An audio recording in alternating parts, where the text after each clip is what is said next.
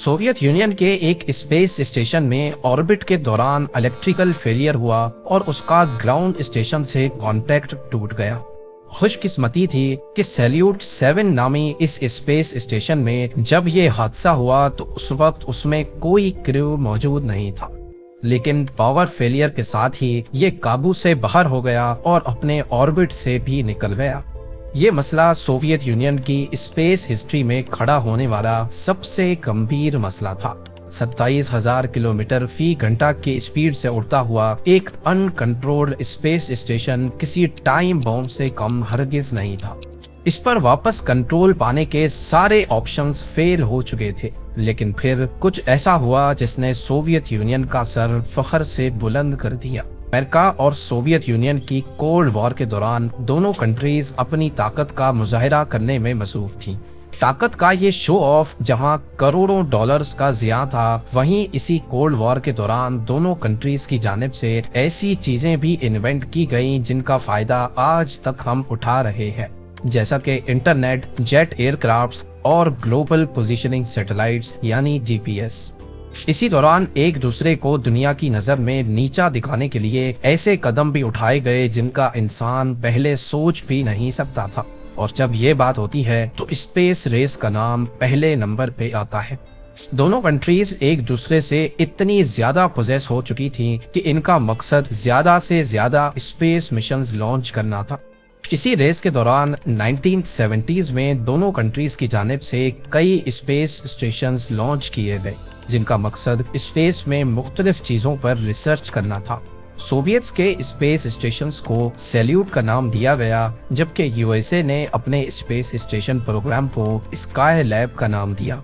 ये space stations छोटे होते थे और इनको एक ही वक्त में लॉन्च कर दिया जाता था। स्पेस में लिमिटेड टाइम तक रिसर्च करने के बाद इनको वापस अर्थ लाया जाता था।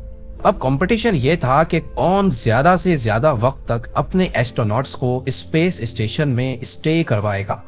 दोनों के बीच टसल इतना गहरा था कि जब यूएसए ने अपने स्पेस क्रू को एस्ट्रोनॉट्स का नाम दिया तो सोवियट्स ये नाम भी इस्तेमाल नहीं करना चाहते थे, बल्कि उन्होंने अपने स्पेस क्रू को कॉस्मोनॉट्स का नाम दिया। 1980s में सोवियत यूनियन ने यूएसए को सबक सिखाने के लिए इन छोटे छोटे स्पेस स्टेशन से हटकर एक फुल फ्लेज बड़ा मीर स्पेस स्टेशन बनाने का फैसला किया। इसकी डेवलपमेंट में काफी डिले हो चुका था और उस वक्त उनका सैल्यूट 6 स्पेस स्टेशन स्पेस में अपना टाइम पूरा कर चुका था। लिहाजा जब तक वो मीर स्पेस स्टेशन लॉन्च करते, सोवियत ने सैल्यूट 7 स्पेस स्टेशन लॉन्च कर डाला, क्योंकि वो इस टाइम के दौरान स्पेस में अपनी प्रेजेंस बनाए रखना चाहते थे। सैल्यूट 7 की खास बात ये थी कि इसमें आगे और पीछे डॉकिंग पोर्ट्स रखे गए थे। इन डॉकिंग पोर्ट्स की मदद से ऑर्बिट के दौरान इनके साथ दूसरा स्पेसक्राफ्ट आकर अटैच हो सकता था, जिससे क्रू की रोटेशन और सप्लाईज की डिलीवरी एक ही वक्त में मुमकिन थी।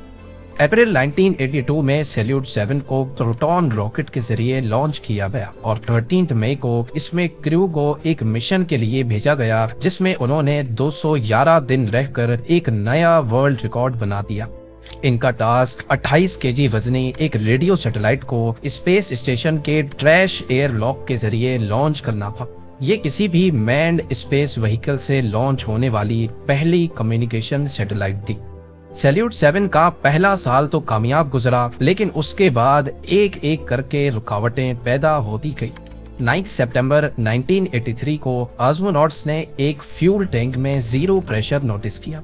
ये किसी भी तरह नॉर्मल नहीं था, क्योंकि जीरो प्रेशर का मतलब है कि एक टैंक बिल्कुल खाली हो चुका है। जांच पड़ताल के बाद स्पेस स्टेशन के बाहर फ्यूल लीकेज का स्पॉट ढूंढ लिया गया। आपको यहाँ बताते चलें कि स्पेस में एटमॉस्फेरिक प्रेशर ना होने की वजह से स्पेस स्टेशन में अगर सुई जितना भी सुराख होगा तो स्पेस का वैक्यूम उसमें से सब कुछ खींच लेगा, और ऐसा ही सैल्यूट 7 के फ्यूल टैंक के साथ हुआ था। ये सुराख मजीद डैमेज ना करे, इसीलिए इसको वक्त पर बंद करना बहुत जरूरी था, लेकिन बदकिस्मती से कॉस्मोनॉट्स के पास कुछ टूल्स की कमी थी। ग्राउंड स्टेशन ने सिर्फ टूल्स की डिलीवरी के लिए सैल्यूट 7 तक एक दूसरा स्पेस क्राफ्ट लॉन्च किया, जिसको सैल्यूट 7 से जाकर डॉक होना था। इसमें एक्स्ट्रा क्रू और जरूरत के टूल्स भी मौजूद थे।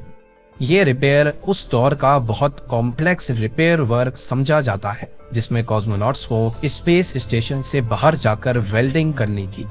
स्पेशल टूल्स और पोल्ड वेल्डिंग की मदद से आखिरकार फ्यूल टैंक के सुराख को बंद कर दिया गया। सैल्यूट 7 की ये रिपेयर बहुत इम्प्रेसिव तो थी, लेकिन आने वाली मुश्किल इनके सुख के सांस को मुसीबत में बदलने वाली थी। 1984 में सैल्यूट 7 के कॉस्मोनॉट्स स्पेस स्टेशन को ऑटो पायलट मोड पे रखकर सोयूज स्पेस क्राफ्ट के जरिए वापस अर्थ आ गए। अब स्पेस स्टेशन की मॉनिटरिंग सोवियत ग्राउंड टीम की जिम्मेदारी थी, जो कि ये काम रिमोटली कर रही थी। कॉस्मोनॉट्स के लौटने के चंद महीनों के बाद 11 फरवरी 1985 वाले दिन अचानक सैल्यूट 7 का ग्राउंड स्टेशन टीम के साथ कांटेक्ट टूट गया। फॉल्ट लॉग्स में देखा गया तो मालूम पड़ा कि ऑर्बिट में मौजूद सैल्यूट 7 के अंदर किसी किस्म का इलेक्ट्रिकल सर्ज हुआ है। ग्राउंड टीम ने राब्ता वापस से बहाल करने के लिए सेकेंडरी कम्युनिकेशन सिस्टम एक्टिवेट कर दिया। अब सैल्यूट 7 के साथ कांटेक्ट तो बहाल हो गया, लेकिन इसके फौरन बाद एक दूसरा इलेक्ट्रिकल सर्ज हुआ और अब स्पेस स्टेशन के साथ हर किस्म का कांटेक्ट टूट गया। ना सिर्फ इतना, बल्कि वो अपने ऑर्बिट से भी हट गया, जो कि सोवियट्स के लिए एक खतरनाक लम्हा था। 16 मीटर लंबा स्पेस स्टेशन बिना किसी क्रू के बिल्कुल खामोश और आउट ऑफ कंट्रोल हो चुका था। ये खबर जब यूएसए तक पहुंची तो उनके लिए इससे अच्छा मौका नहीं था। यूएसए चाहता था कि वो अपने कार्गो बे शटल की मदद से सैल्यूट 7 को कैप्चर करके वापस अर्थ तक लाए और फिर दुनिया की नजर में हीरो बन जाए। ये काम सोवियत यूनियन भी कर सकता था, लेकिन बदकिस्मती से उस वक्त उनकी बुरान शटल पे काम चल रहा था। इसीलिए सैल्यूट 7 को कैप्चर करना सोवियट्स के लिए इम्पॉसिबल था।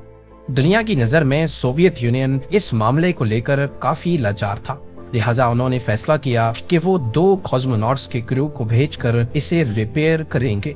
ये काम उस सूरत में तो काफी आसान होता जब स्पेस स्टेशन लाइव हो, क्योंकि इसमें लगा डॉकिंग मैकेनिज्म ऑटोमेटिक तरीके से दूसरे स्पेस क्राफ्ट के साथ जुड़ता है। सोवियत यूनियन के इरादे का मतलब था कि 27,000 किलोमीटर फी घंटा की स्पीड से ऑर्बिट करने वाले स्पेस स्टेशन को पहले मैनुअली ट्रैक किया जाएगा और फिर स्पेस स्टेशन को उसके साथ अलाइन करके मैनुअल डॉक करना होगा। और इस पूरे प्रोसेस में एक छोटी सी भी गलती भेजे गए क्रू की जान भी ले सकती है, पर इस ऑप्शन के अलावा और कोई ऑप्शन नहीं बचा था। 6 जून 1985 को सोयूज स्पेस क्राफ्ट को सैल्यूट 7 की रेस्क्यू के लिए लॉन्च किया गया। इसमें लेजर रेंज फाइंडर भी इंस्टॉल किया गया, जिससे वो सैल्यूट 7 की रेंज मालूम कर सकेंगे। कॉस्मोनॉट्स अपने साथ नाइट विजन गॉगल्स भी लेके गए, क्योंकि हो सकता है मैनुअल डॉकिंग उस वक्त करनी पड़े जब बिल्कुल अंधेरा हो। 2 दिनों तक ऑर्बिट करने के बाद कॉस्मोनॉट्स फाइनली सैल्यूट 7 के करीब पहुंच गए। सबसे पहली चीज जो उन्होंने नोटिस की वो मिस अलाइंड सोलर पैनल्स थे, जिसका मतलब था कि इलेक्ट्रिकल सिस्टम मुकम्मल तौर पे फेल हो चुका है, क्योंकि स्पेस क्राफ्ट्स में लगे सोलर पैनल्स इलेक्ट्रिकल एक्चुएटर्स के साथ जुड़े होते हैं, जो सोलर पैनल्स की पोजीशन हर वक्त सूरज की तरफ रखते हैं। लेजर रेंज फाइंडर की मदद से क्रू ने पहले खुद को सैल्यूट 7 के साथ अलाइन किया और फिर उसकी रोटेशन को अपने स्पेस क्राफ्ट की रोटेशन से मैच करके वो आहिस्ता आहिस्ता स्पेस स्टेशन के करीब जाते गए और फाइनली वो सोयूज को सैल्यूट 7 के साथ मैनुअल डॉक करने में कामयाब हो गए। अब वो मरहला आ चुका था जिसका सबको इंतजार था, क्योंकि किसी को भी मालूम नहीं था कि सैल्यूट 7 क्यों बंद हुआ था और इसके अंदर कौन सा खतरा छुपा हुआ है।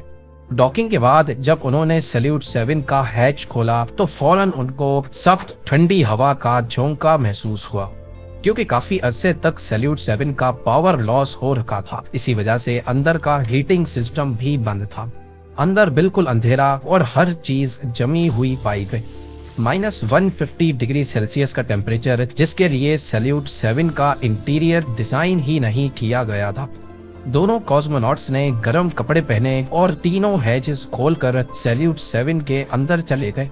उनके पास एयर क्वालिटी टेस्टर भी थे, जिसमें कार्बन मोनोऑक्साइड की क्वांटिटी बहुत ज्यादा शो हो रही थी, जो इस बात का इशारा थी कि यहाँ आग लगी थी। दोनों कॉस्मोनॉट्स को सांस लेने में भी दुश्वारी हो रही थी क्योंकि सैल्यूट 7 का सर्कुलेशन सिस्टम काम नहीं कर रहा था। उन दोनों के सांस में मौजूद कार्बन डाइऑक्साइड अंदर के माहौल को और ज्यादा डेंजरस बना रहा था। इसीलिए उन्होंने फैसला किया कि एक वक्त में सिर्फ एक कॉस्मोनॉट ही सैल्यूट 7 के अंदर रहेगा। दोनों क्रू के लिए सप्लाईज का भी बहुत बड़ा इशू था। इनके पास सिर्फ 8 दिनों का खाना पानी था। अगर वो थोड़ा थोड़ा भी इस्तेमाल करेंगे तो खींच खींच के उनके पास सिर्फ 12 दिनों की सप्लाईज थी। लेकिन सैल्यूट 7 में क्या मसला था ये जानने और उसको रिपेयर करने में 12 दिन से भी ज्यादा वक्त लग सकता था। खैर, जब इलेक्ट्रिकल सिस्टम में ट्रबल शूटिंग शुरू की गई तो मालूम पड़ा कि सिर्फ एक अकेले सेंसर के खराब होने की वजह से पूरा स्पेस स्टेशन बंद हुआ है। ये सेंसर बैटरीज में लगता है जो इनको ओवर चार्जिंग से बचाता है।